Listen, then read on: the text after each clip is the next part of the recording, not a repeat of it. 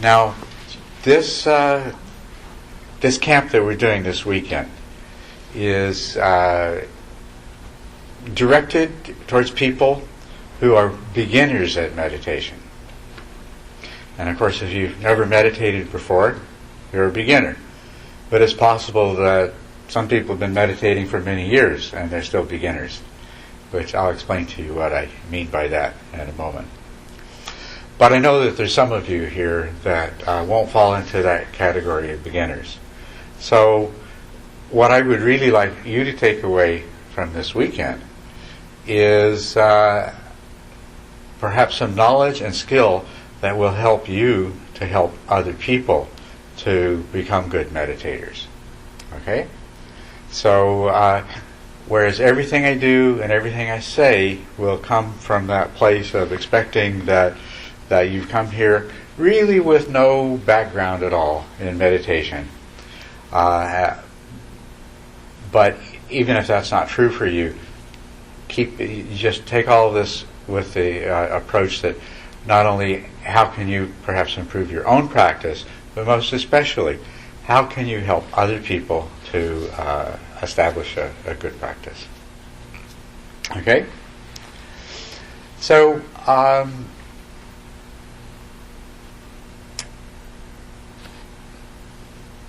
first of all, perhaps a general perspective on meditation. The way we use this word, it means a lot of different things. There are various kinds of guided meditations where you imagine that you're laying on a beach and listening to waves and you become very relaxed, right? And there are meditations that involve elaborate visualizations.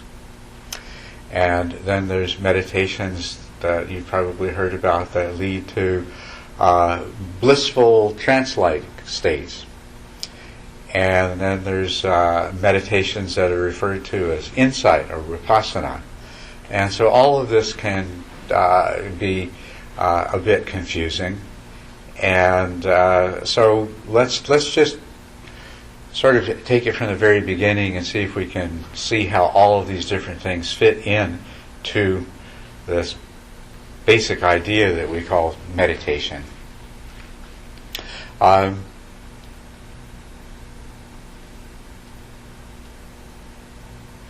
The term in Pali, the language that the Buddhist scriptures are written in, for meditation is bhavana, which means mental training. And that's really the essence of what meditation is. It's training your mind. It's training your mind so that it behaves in a way and it provides you certain capacities, certain abilities that are not normally available to the untrained mind. So this is essentially the nature of meditation in any form. Even those kinds of guided relaxation meditations are a way of training your mind to let go of physical and mental stress and enter into a state of relaxation. So anything that you do that involves training your mind so that you have some greater degree of intentional control over those processes, those mental processes and those physical processes that normally just happen spontaneously, unpredictably, and somewhat uncontrollably, then we could call that meditation. When we look at all these different meditation practices, some will include to a greater or lesser degree certain components compared to others. But what will be common to all of them, we can look at that and say, okay, what does this mental training involve? On the one hand, they all involve a certain degree of training the mind in terms of what we would call concentration. And on the other hand, they involve, to a greater or lesser degree, training of the mind that has to do with the power of mindfulness, or the degree of conscious awareness that is present in the moment. So that these two basic capacities of the mind that in one way or another we're working with: concentration and fully conscious awareness. Now let's just examine what the concentration part of it means. We all know what it means to concentrate. You need to concentrate sometimes, and basically it means being able to keep your attention on one thing for a reasonable period of time without interruption. And the other thing that we imply with the word concentration is that our attention is focused so that we're disregarding a lot of other things, so that the attention is really centered, focused, more exclusive, restricted to the one thing that we're concentrated on. Okay? So in terms of, when we say the word concentration, we see within that implied is the ability to remain on the same object of attention for a greater than normal amount of time. And the other aspect is to be able to gather together our awareness and focus it on that thing. So that pretty clear? That's really, when we say concentration, that's what we're talking about. It's not about furrowed brow. And a lot of times we associate the idea of concentration with sort of a negative thing, because most of the times we've had to concentrate, it's had to do with school or work or something like that, something we necessarily didn't really prefer to be doing. It was something else that might have been more fun, and we had to force ourselves to do it, and it's associated with a certain degree of unpleasantness. But the interesting thing about concentration, and I'll talk more about this, is that as soon as you achieve even a little bit of it, you start to experience a very calm, pleasant, relaxed state. So, it's concentration. Try to, when we use the word concentration, try to separate it from any previous experience you've had that has given you that feeling, oh yeah, concentration, that's that hard work of making myself do something that I don't want to do. Right? So concentration is really, it's training your mind so that your mind does what you would like it to do. You want to pay attention to something, you direct your mind towards it, and your mind cooperates. It stays there for as long as you want to examine and investigate whatever it is. To examine, investigate, enjoy, explore, however you want to put it. But your mind stays with it. And the other part of it is that your mind cooperates with your intention, so that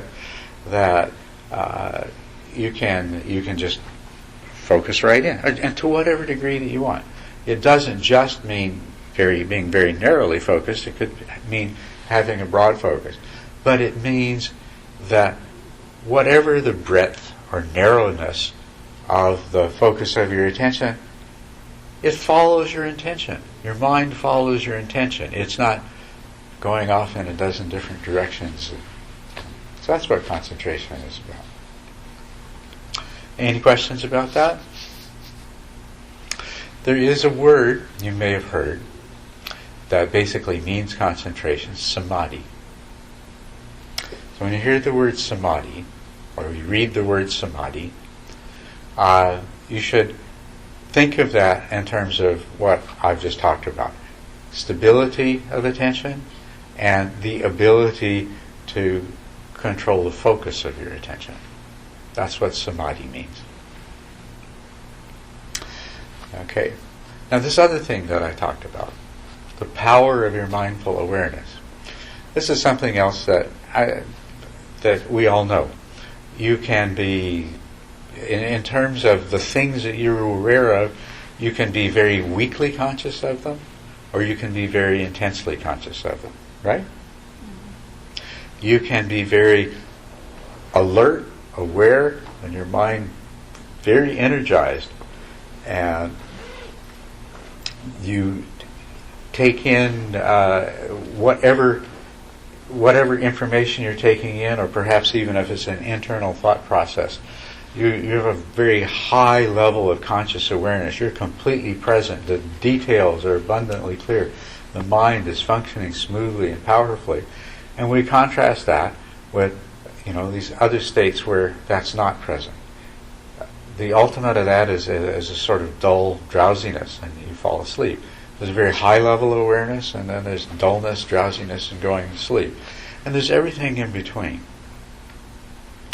And we've all had experiences where we've had a very high level of conscious awareness. In emergency situations, your mind flips into a state of just powerful awareness. It seems as though time slows down, and every detail of what's happening around you is very clear. That would be one example. There are all those different circumstances. If something is happening that has the potential to benefit you greatly or to create problems for you, you become extremely aware. You become very acutely, intensely aware of what's going on. The motivation, of course, coming from either the potential promise or the potential threat. And as we go through our days, are we, to a greater or lesser degree, we have these experiences where our mind just pops into a state of more intense awareness.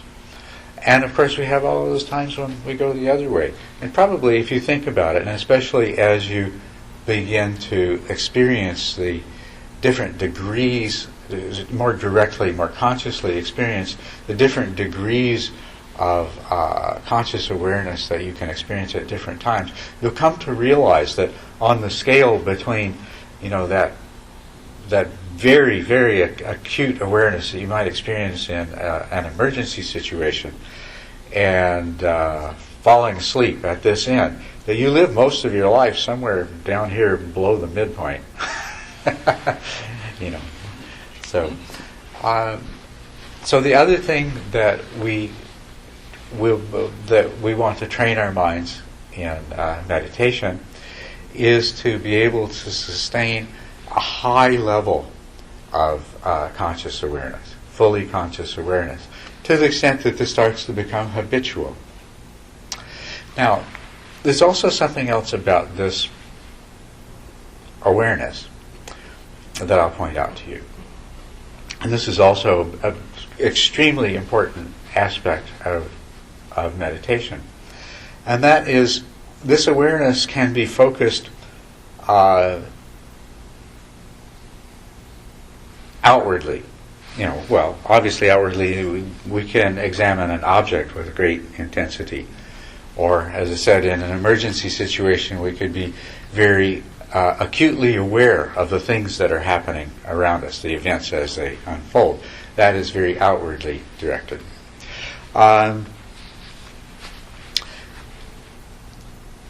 We could be very aware of the sensations that are taking place in our body.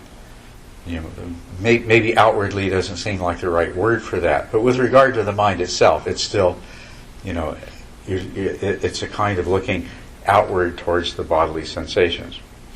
You could be thinking through an intellectual problem and very focused on the thought process, and that's still a kind of outwardness in this sense. Or let's put it this way, instead of outward, object-oriented.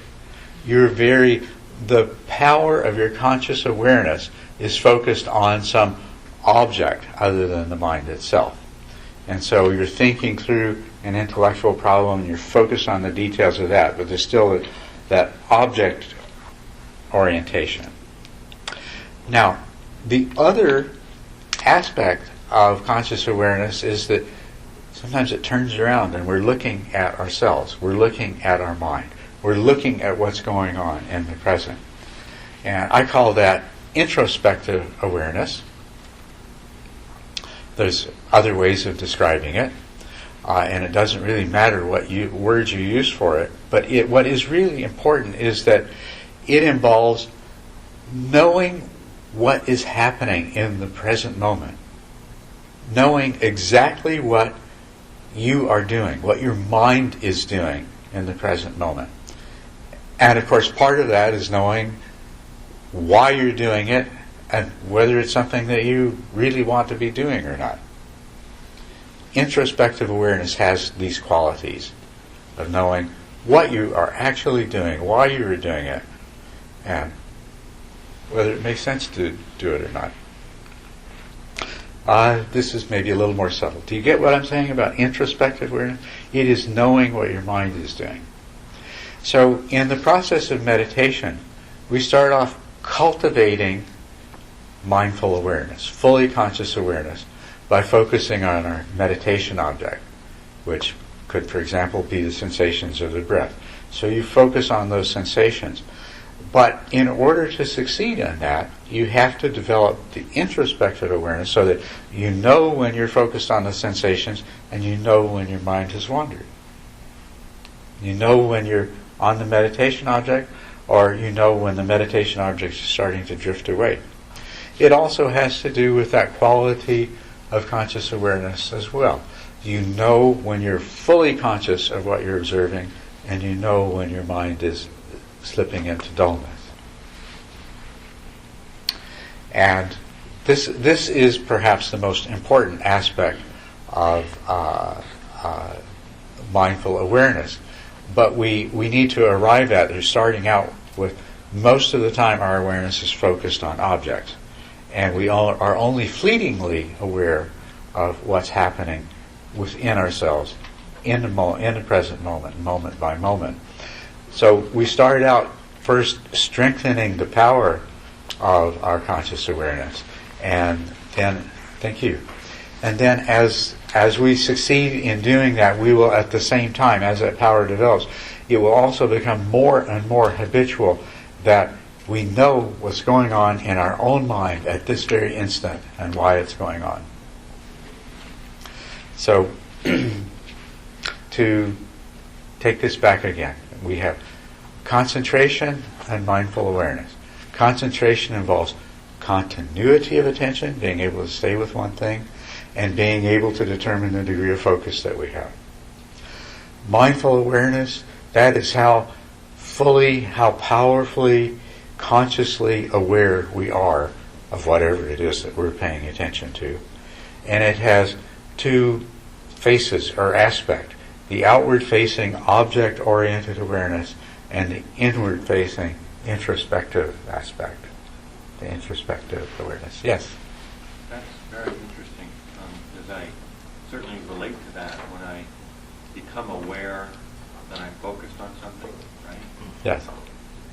But I feel like when I do that, I'm using some part of my brain power to be aware that I'm focused. It seems to reduce the amount of focus I have on that object now. And so I'm sharing, and sometimes that part, Yes. the awareness part, overwhelms the focus part, and I'm thinking more about how I'm aware of that object than I am actually being aware of the object. Yes, yes. Well, you've brought up something that is, this is very true, and it's an important point. In terms of conscious awareness and attention, it is something that it's not an infinite capacity. It's limited. And the more dispersed it is, the experience is weaker. It's like the beam of light. If a beam of light is spread, it covers a larger area, but not as strongly. And if it's focused, then it's very strong, but it covers a smaller area. So consciousness, attention, are mental faculties that exist with limitations. Part of what we do is to expand and increase that.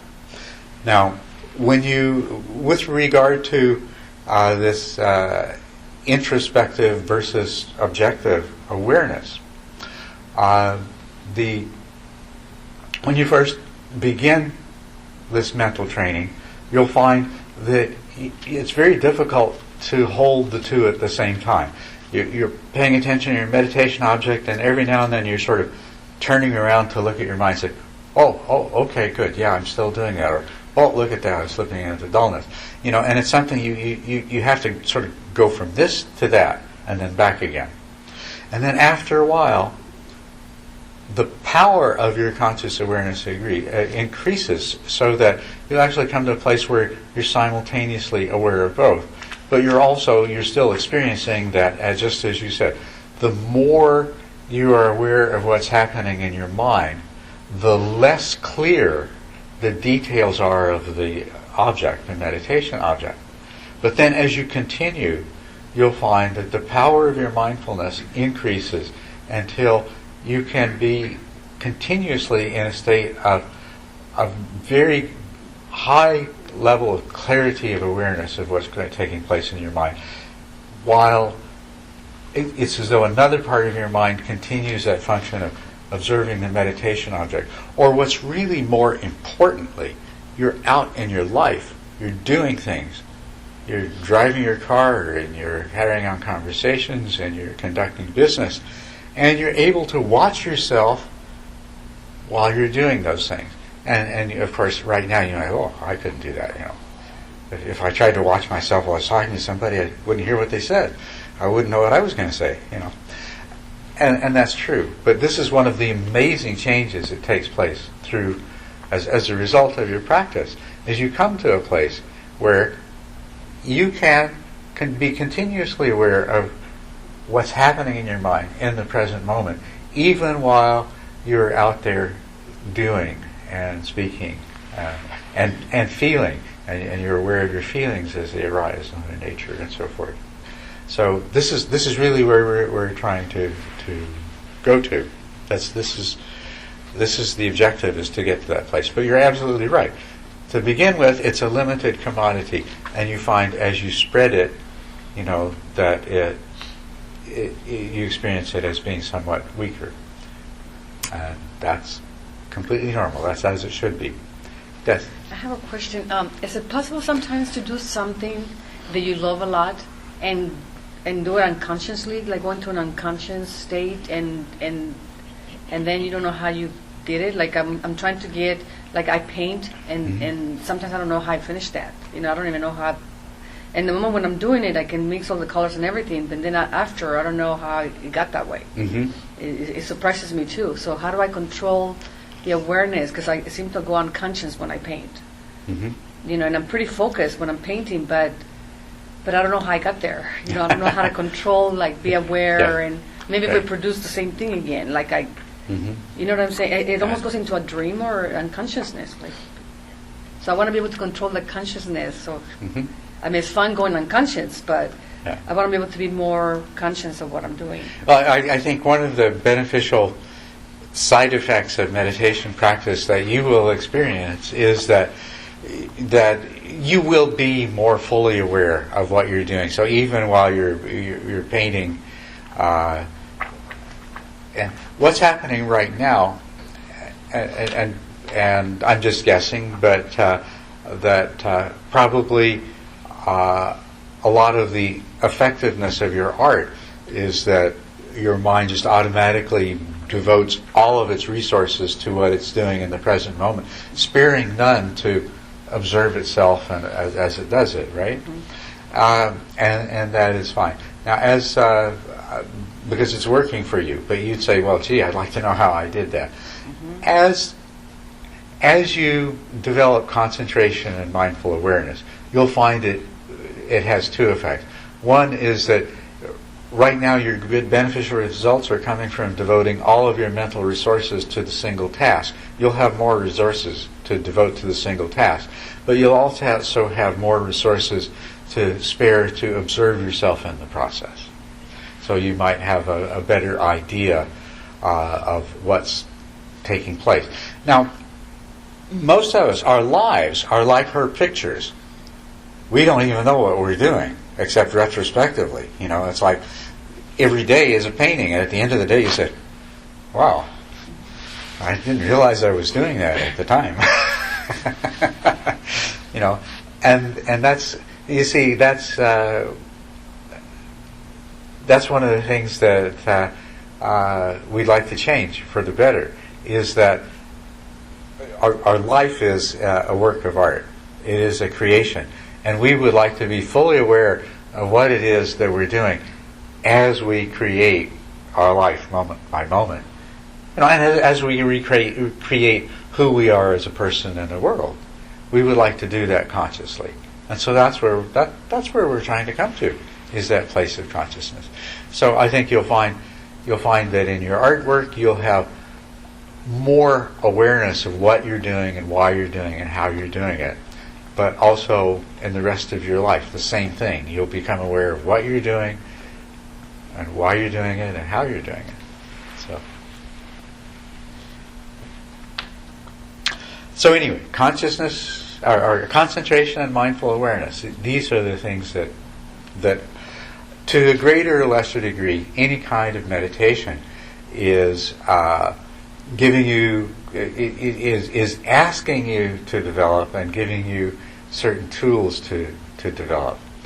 And so what I'm going to teach you is we're going to deal with it very, very directly, and understanding exactly what we're doing as we go along. So to make it as fully, to be as fully successful as possible in that process.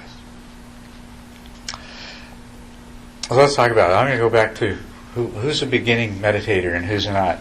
Did everyone get a copy of this Progressive Stages of Meditation in Plain English? And you probably just got it this morning, so you haven't had any chance to look at it yet. But and so I'm just going to give you a very brief overview of it, and then hopefully you'll have time to look at this later on. But basically, there are 10 stages that you go through in this process of mental development. And the culmination of that is, in the 10th stage, you are an adept meditator. And you have developed your powers of concentration and mindful awareness to the fullest degree. Of those 10 stages, there are in the process 4 major turning points, so to speak, landmarks or milestones that we can break the 10 up into. And so the 4th stage out of the 10 is the first of those milestones. And that really, when you reach the 4th stage, you're not a beginner anymore. But until you've reached the 4th stage, you're a beginning meditator, no matter how long you've been meditating. And that 4th stage, if you look at this, it says on the first page here, and about the middle of the page, it says the 4 milestone achievements are, and it's number 1, uninterrupted continuity of attention to the meditation object. And of course you'll recognize that as, that's the, when I said concentration was being able to sustain your attention on the meditation object, and degree of focus. So the first milestone is uninterrupted continuity of attention.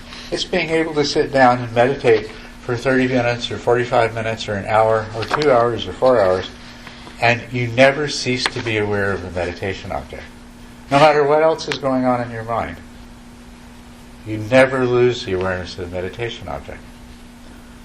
And until you can do that, you're a beginner. Until you can do that, the only concentration you have is ordinary concentration, which doesn't last very long.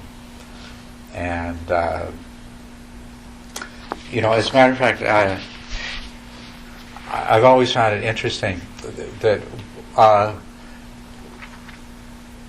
one of the greatest psychologists in the development of Western psychology was William James. Some of you may recognize that name.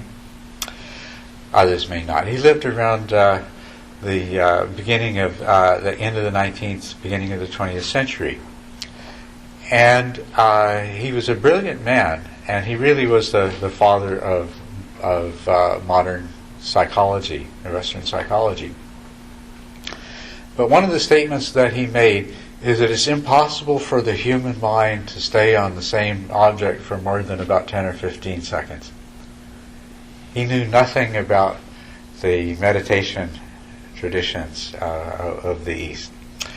And for the ordinary untrained mind, that is pretty much true. 10 or 15 seconds is pretty good. Unless, of course, if you're trying to dismantle a bomb, you can probably stay focused longer than 10 or 15 seconds. But under ordinary circumstances, that's probably the best most people can do. Some people maybe more than that, and some people not even that much, but that would be kind of an average.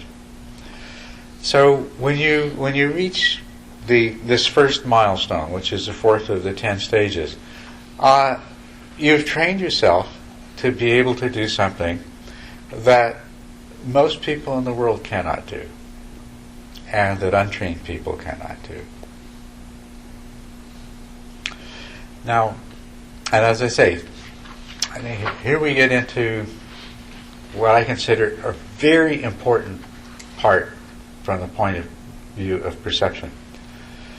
There are a huge number of people out there who've been practicing meditation under different teachers for a long time, and they have not reached that stage. They cannot do that. And because of that, most people, when they become interested in and involved in meditation, they quickly pick up the idea, this is really hard to do.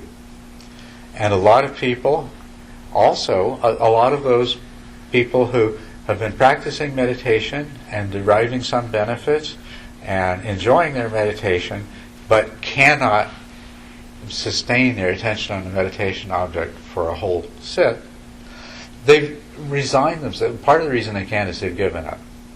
It's just not possible. So I'll just get used to the fact that, my mind wanders, and when it does, I'll just start over again. But what I want to tell you is that you can achieve this, and you can achieve it fairly quickly if you know what to do. And that's what I'm going to be talking to you about. And that really, of these 10 stages, once you've achieved that, the rest comes pretty well. It's guaranteed that if you keep on practicing, the rest will come. So I'm going to continue giving you an overview, just an overview of the 10 stages in terms of the things that I already talked about. Okay, the fourth stage, the first milestone event, is when you can sit down and you never lose awareness of the meditation object. As I say, no matter what else is going on in your mind, and a lot of other things will be going on in your mind, but you never lose it. It acts as kind of an anchor. Then the next major milestone, and if you look at it, is sustained single-pointed attention with exclusive focus. Sometimes called single-pointedness. Although, what's important about this is, when you've reached this first milestone, you don't lose the meditation object. But sometimes you're just barely aware of it. You're just, weakly conscious of it. And there's other thoughts, or there's other sensations, pain in your knee, or something you're worrying about, or sometimes a whole stream of things going through your mind. So that even though you don't lose it, it's definitely not at the center, at the focus of your attention. And your mind is full of a lot of other stuff. Now, this corresponds, this sustained single-pointed attention with exclusive focus, this is the 7th of the 10 stages. And what you've added then here to sustained attention is that you're able to control the focus. You decide what stays in your awareness and what you exclude from it. And you can be very finely single-pointed, just zeroed in on something in particular. Or you can be aware of the sensations in your entire body. But while you're aware of your sensations of your entire body, you're excluding awareness of random thoughts and memories or sounds and things like that. So it is single-pointed in the sense of exclusive focus, that this is what I'm paying attention to, and I'm ignoring everything else. It's not that it's gone, it's not that you're in a trance or something, but when you're talking to a friend in a sidewalk cafe, there's traffic going by, but you're not paying any attention to it. You're having your conversation with your friend. It's the same thing. Single-pointedness, you are engaged with your meditation object. Sounds may come and go. An occasional thought drifts through, but it's just like the cars driving by on the street. You don't pay any attention to it. It doesn't draw your attention away. It's there. It just comes and goes, and it's not a problem. Now, you're a beginner until the fourth stage, this first landmark. And then, at that point, you begin to have skilled concentration. When you have not only sustained attention, but exclusive focus, you are a skilled meditator. You're a skilled meditator. And you will be already in a position to reap all kinds of benefits from a meditation practice. Then the next landmark, the third, is effortless stability of attention. And that's actually the 8th stage. It comes right after the 7th. The very next stage.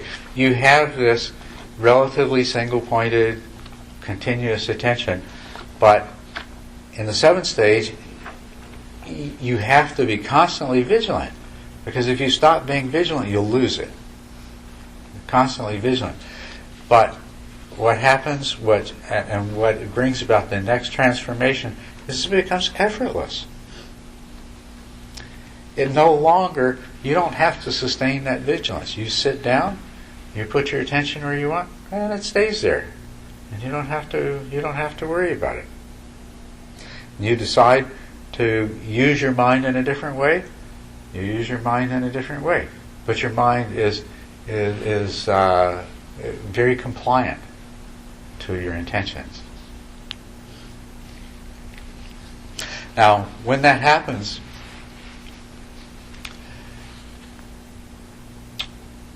one of the things that you'll discover here, and I'll try to make clear to you as we go through this weekend, is that your mind is not one thing.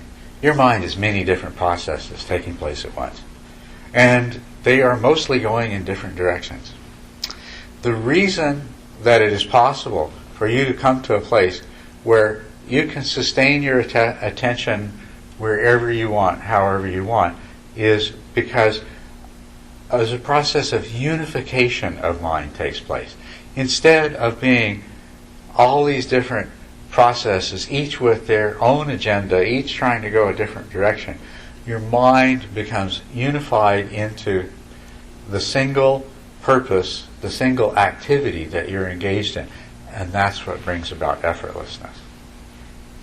Now, the other most amazing thing that happens, that when the mind becomes unified, is you become filled with a sense of joyful happiness, and your body feels really good. You can sit here for hours without a problem, no discomfort. Yeah. So, and this is this joy and this happiness. You're not lost in some kind of trance. You are completely aware, completely awake, completely alert, totally present, and just joyfully happy. Now, this is not something that is magical or mysterious or unknown. We all experience this. Think about it. Any time your mind becomes unified, you experience joy and happiness. When you are doing something you really like to do, you love to do, and you're just totally focused on it, and there's nothing else in your mind, you're just doing it, how do you feel? Very happy, very joyful. You just love it. This is why we have hobbies and things like this. We're always, we know that if we can get into that state of just being, instead of the different parts of our mind trying to go in different directions with different agendas and worrying about this problem and that, when we leave it all behind and we come into a state of unification of mind, it is joyful, it's pleasant, and it's happy. And we experience that directly in meditation when we train our mind to reach this stage of unification. Think about a time, I'll use an example, a very good one from a book. You may recognize this. A man sitting in a rocking chair, listening to music, looking out the window, sees the branches of the trees with the newly budding leaves, the green, and the window pane that he's looking through has a little defect in it, a line, and he's rocking back and forth. And as he rocks back and forth, the beautiful trees and the green, the colors outside the window are, this ripple is moving back and forth across his field of vision. And he realizes that he's rocking the chair in time to the music. And the music is beautiful, and the sensation of the music is beautiful. Sense of hearing, one part of the mind. And he's rocking back and forth, comfortable in the chair. Bodily sensation, another part of the mind engagement, is a part of this. Right? Visual, he's looking at this beautiful scene outside the window, and the ripple is moving back and forth in time to the music. You see, he's sitting there in this joyful state of, isn't this wonderful, looking out the window at this beautiful scene, rocking in this chair, hearing the music, and following it. Every part of his mind is engaged in a single unified task or process, and the result is a state of joyful happiness. Well, this is something that we automatically access in the meditative training, as when we reach a certain degree of skill, when there is this unification of mind. Okay, so that's something that happens at that stage. Now, as far as the remaining stages, that's the 8th stage, the 3rd milestone. So we've got the 8th, 9th, and 10th stages. What happens there is the initial excitedness of the joyfulness of meditation becomes less intense, and there is an equanimity and a tranquility. And most importantly, it becomes so much a part of the meditator that it doesn't disappear when the bell rings and it's time to end the sitting. It doesn't all just go away, but it stays with them. They get up from their meditation, and they have the great power of mindful awareness, of introspective awareness. They can continue to observe themselves objectively as they go and do things. They're filled with a sense of equanimity towards things. They're not bothered by the unpleasant, and they're not captivated by the pleasant. They experience tranquility, and there is this background in their mind of joy and happiness. And so that is the 10th stage. And I'll give you another word, Samata. I said Samadi was concentration. Samata is the full development of both concentration and mindful awareness together that brings you to this state, the 10th state. It's characterized by joy, happiness, tranquility, and equanimity, and it's accompanied by a mind that is completely compliant and by powerful mindful awareness. That's what samatha means.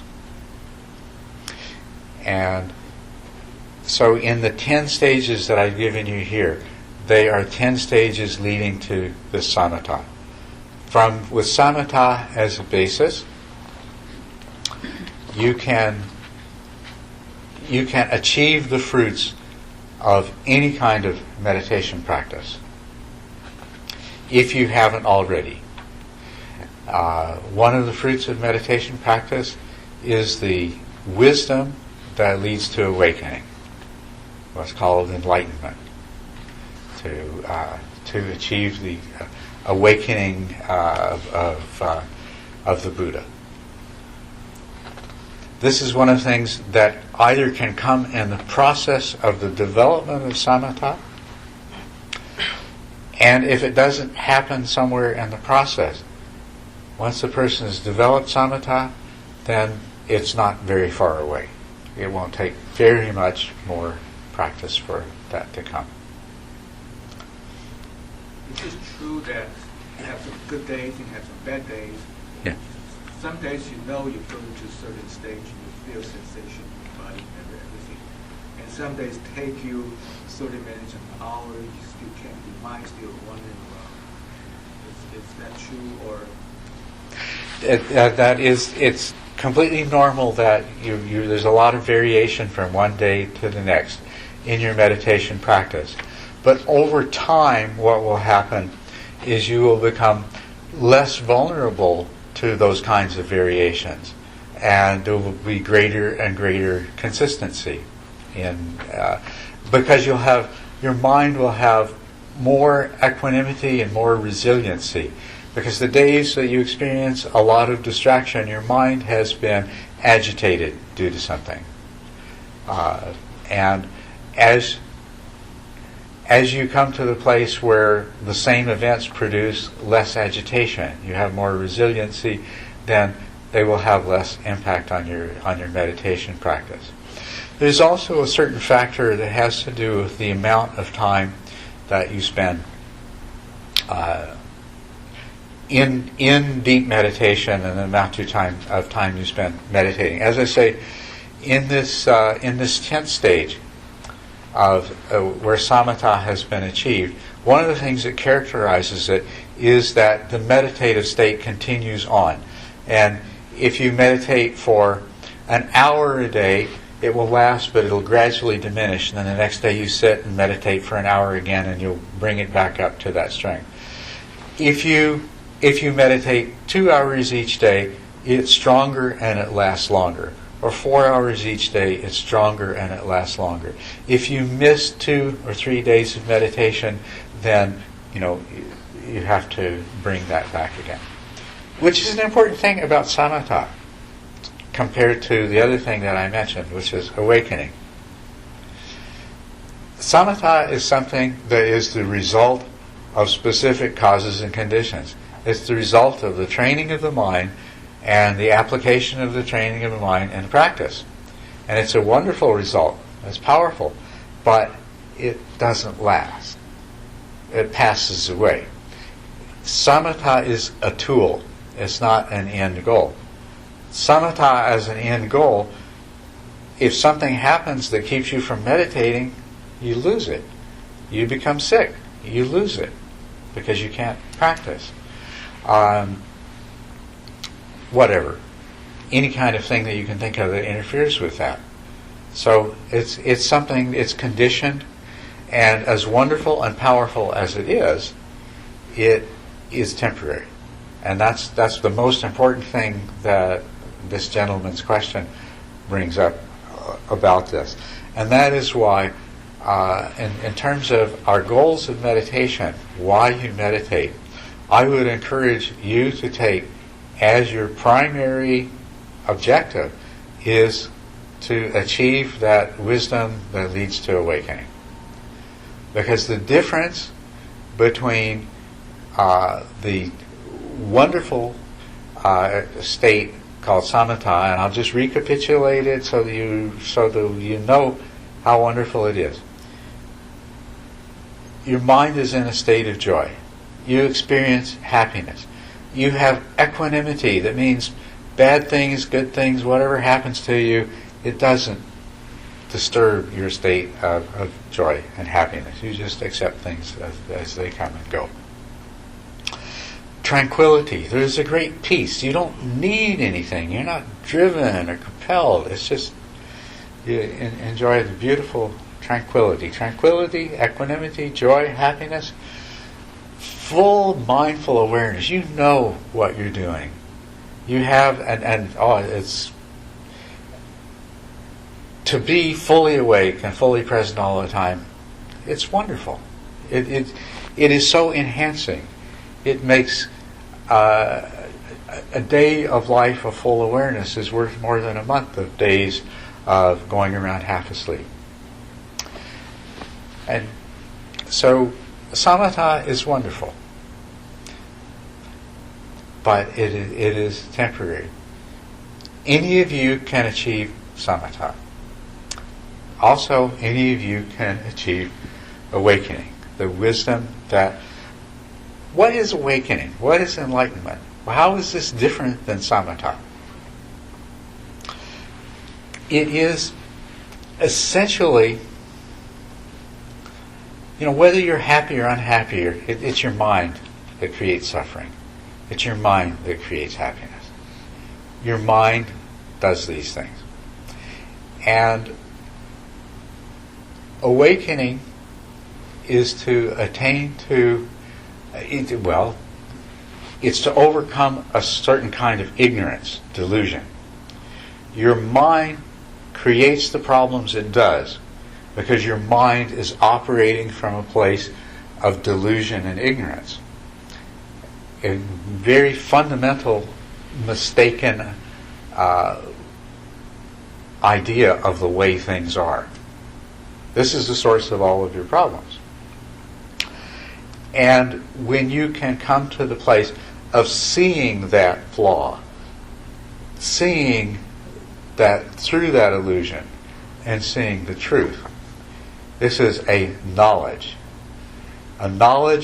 that changes the way your mind functions thereafter. It's as though your brain becomes rewired, and from then on it functions in a different way. Changing the way your mind functions through the dispelling of ignorance and through the ridding of a particular kind of delusion, so that given the same experience, your mind comes to a different conclusion, produces a different result. That's the essence of what awakening is. And meditation is the path to achieving that knowledge, to attaining that understanding, that clarity, penetrating that illusion, and eventually eliminating that ignorance.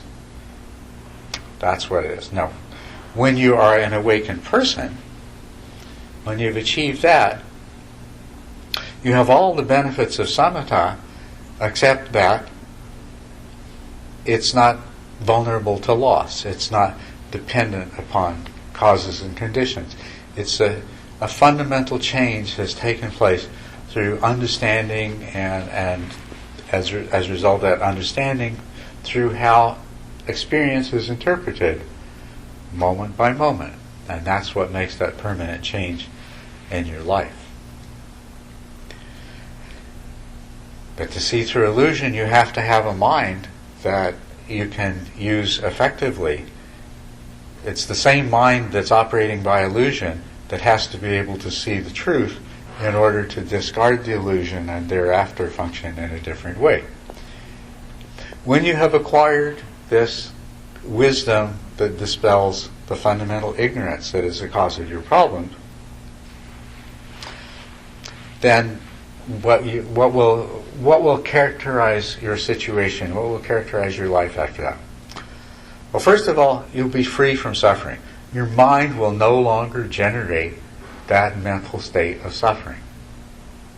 It doesn't mean that there won't be any physical pain. If somebody steps on your toe, it's painful. But you won't suffer as a result of it in the same way. Your mind will no longer be subject to suffering. You will have that happiness that comes from the unification of mind, because you'll have a truly unified mind. So there will be, instead of suffering, there will be a bliss of satisfaction and equanimity. A person who is awakened is freed from the driving compulsion of desire and aversion, of greed and hatred, of craving for this or craving not to have that. It is that, we also say awakening, enlightenment, liberation. It is the liberation from those compulsive drives that lead to all of our suffering. That is why we use the term liberation. So an awakened person is not compelled in every moment of their life by these desire and aversion, by constantly grasping after the pleasurable, the pleasant, the desirable, and the constant striving against that which is unpleasant and undesirable. They're freed from that. The other thing about being an awakened person, part of the ignorance that is dispelled and part of the understanding that is attained is that the awakened person no longer perceives themselves as separate. And this happens in such a way that it opens them up to a profound compassion for all sentient beings, because in all sentient beings they see that the same self that they were prior to their awakening suffering in the same way. They see that they recognize that sentient being as their own pre-awakened self, and there is the desire and purpose and motivation to help, to serve all sentient beings and to help them to overcome this. And so sometimes people ask the question, I love it when people ask the question, well, if I was enlightened, why would I even get out of bed in the morning? Why would I do anything? And the reason is, the Buddha taught for 45 years after his enlightenment. And he did entertain that question. He did say, why should I bother getting out of, well, not that. He said, this understanding I gained is deep and profound and difficult to grasp, and nobody's going to understand me, but he changed his mind, fortunately. He recognized, no, this is something that people need. I have to share this. It's necessary for me to go and teach. As a matter of fact, temptation personified as it is in the sutras as the being Mara came, and Mara said, hey, look, you've done it, okay, you've beat me, you've conquered it, there's no point in you staying around, there's no point in you staying in this world, just, why don't you leave now? And he said, no, I'm going to stay, and I will not leave this world until all those people, the monks and the nuns and the lay people, have understood my teaching, have assimilated my teaching, have lived my teaching, and can teach it to others, and can argue against those who deny it. A wonderful story. But that's why, and that's what gives an awakened person meaning and purpose in their life, is the great compassion that arises, loving kindness and compassion for other beings. So I have a question. The more enlightenment you find on yourself, and the more you get into this purity state, to me, of mind and heart and everything else, how do you deal with very intense people that are always in your face? They are very into the envious, into the materialism world, into competition with each other, especially women. And how do you deal with these people when they're in your face all the time? Like I'm having a hard time dealing with this at this point. Yeah. Well, having a hard time dealing with these things. This is the nature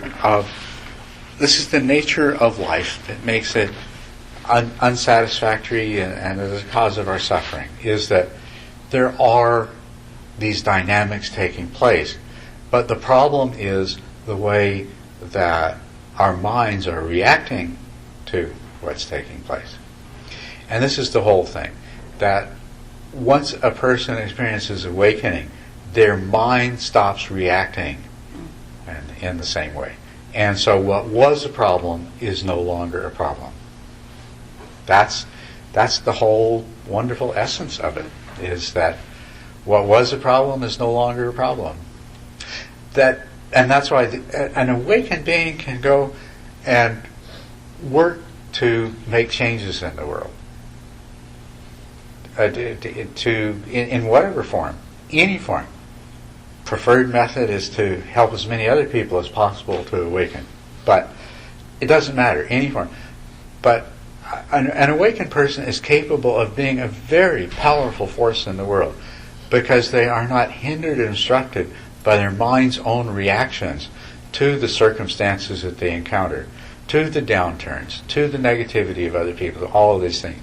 They are not hindered by that reaction.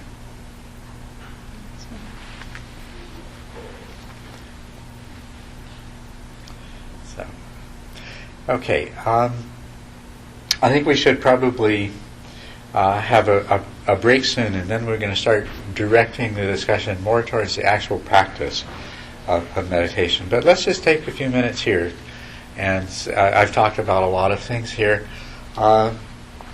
Please ask me your questions and tell me your thoughts. You know. And I'm going to assume that if you don't say anything, then what I said had no impact at all on you. I'm curious about you. Why did you pick Arizona, and why? Why? Are you away from people, or why? Well, yeah, that was the original reason, is getting away from people. Now I'm going the other way. See, I'm so glad to have you here and to have the opportunity to teach you these things myself. So. Thank you for coming. Well, thank you for coming. Thank you for giving me this opportunity. Yes. So, I'm definitely a beginner, and I've also meditated for a long time. Mm-hmm. So, it sounds great. You know, the fact that the skill can be developed to have uninterrupted attention, for an hour. Mm-hmm. I guess, is it okay to say I'm cynical? Just. Mm-hmm. Because I've tried for so long. Yes.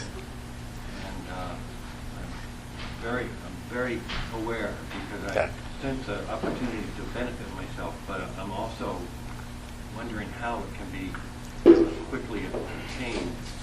I don't know. I guess that's. Well, see, that's yeah. That's good. That's you know, you're a wonderful person for me to be able to work with, because you've tried for a long time, and you're somewhat cynical because you haven't been able to achieve what you had hoped, and so.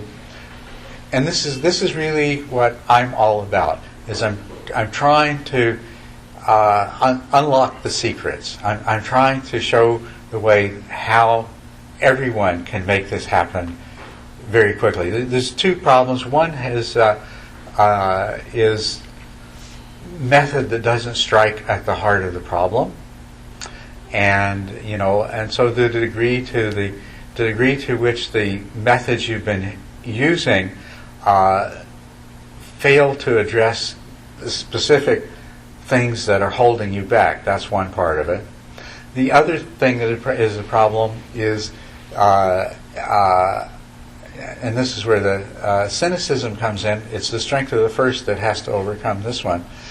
It is that we pick up very readily the belief that these are difficult, unattainable kinds of achievements. That few people can master these meditation skills, and those that do, it takes a long, long time and a great deal of difficulty and things like that. And so this belief stands in the way. And the same thing is true of awakening. In the time of the Buddha, after his own awakening, he was able to go and teach and bring people to full awakening in huge numbers. He held one single convocation of 1,250 arhats, and by comparison with that, not very long ago, throughout most of Southeast Asian Buddhism, it was taken for granted that there were no more arhats, that people couldn't become arhats anymore, and that very few people could even achieve the first stage of enlightenment, of stream entry, and And in general, the attitude that I think that whether they're overtly aware of it or not, most people have is that enlightenment, awakening, that's this wonderful but next to impossible thing that very, very few people can achieve. And I'm going to tell you exactly the opposite. It's within the capacity of every single person in this room to achieve awakening in this lifetime. But the belief that you can't will always be an obstacle. Okay, so good. You're a perfect student. You've tried, you've failed, you have a certain amount of cynicism as a result. So let's work with that. Let's see where we can go with it, and see if we can pinpoint the things that are standing in your way, and see if we can move past them. Yes? I was kind of curious about the third milestone, and for example, a lot of people have fear and they can't overcome fear, or phobia may be another term they use in the West. Or a lot of people have compulsions that come from the unconscious that drive behavior. So how does one use just mindfulness to overcome these, or is there other things that should be done? Well, it's actually the most powerful tool that I know of to use against these kinds of things is mindful awareness. One of the things that happens with everyone, particularly in of these 10 stages, in the middle stages between the 4th and the 8th stage, is that there is a kind of mental purification that takes place. As the mind becomes calmer and quieter, there's a lot of mental activity going on at much deeper levels all of the time. And that's exactly where the source of these fears, phobias, compulsions, things like that, this is where they live, is at these deeper levels of the mind. As the surface levels of the mind becomes calm and clear, it's like as the water sills, you begin to see what's, and the things that are down below, they'll come to the surface. And there comes the opportunity to see them for what they are, and accept them and let them go. This is an absolutely essential part of the meditation process. You will not achieve the 8th stage until you've gone through a sufficient degree of this kind of purification, and it happens by itself.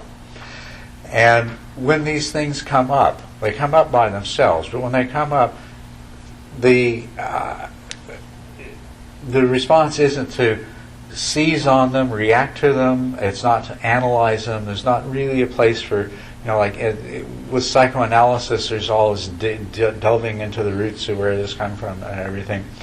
There may be some small degree of that necessary with some things and some people, but by and large, the whole thing is that with the power of mindful awareness that you've developed, that this thing comes up, and you can look at it, and you can see it for exactly what it is, and you can continue to look at it for as long as is necessary until you come to a place of acceptance.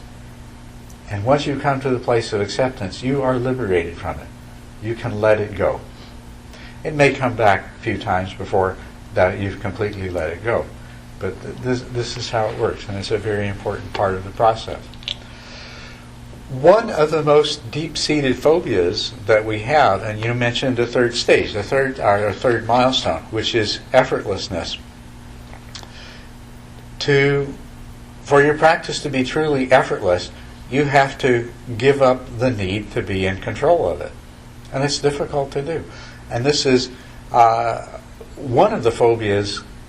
I don't even think it's probably classified, probably is. I mean, psychologists classify everything. But one of the phobias is pretty much universal to a greater degree or lesser degree in everyone, is the need to be in control. And the fear that arises when we're not in control. And that's actually one of the things that you do have to deal with. I had to deal with that in order to achieve effortlessness and concentration myself. I had to deal with that.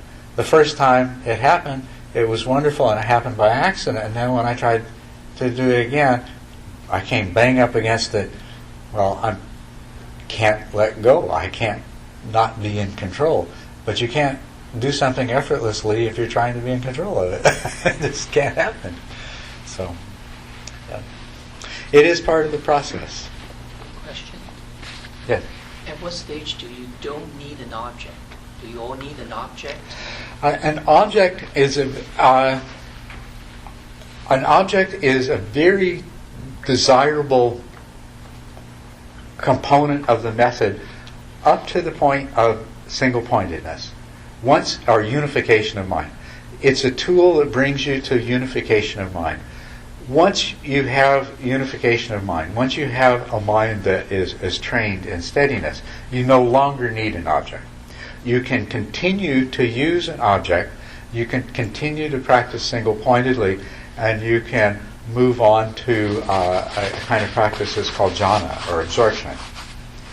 But you can also choose not to do that, and you can go to a mode of practice which is, one mode of practice is just to attend to whatever arises, and it's called it's sometimes referred to as momentary concentration. It's not that your concentration is momentary, but it's that objects are arising and passing away. And so what you do is you just allow your mind to focus on each one as it arises and passes away, as it arises and passes away, so that you see clearly the nature of the way the mind is working. Another thing, and so you're not using a fixed object there.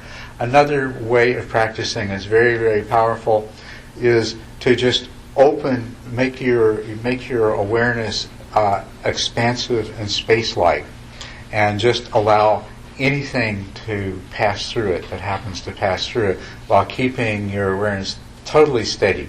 So there's no fixed object at all. There's not even, as in the method called momentary concentration, you're temporarily fixing on each thing as it arises and passes away. But in this other approach of the expansive awareness, it's just your mind becomes like a mirror that reflects whatever happens to pass in front of it, but without attaching to it in any way at all. So there's other modes of practice. So it's up to, you can begin to use these other modes of practice effectively at the 7th stage, but most effectively at the 8th stage, where the stability of mind is effortless. Isn't what you just described, fixing your mind on the emptiness or space, that's the state of awakening? That's not the state of awakening, but it leads to the knowledge that leads to the state of awakening. It's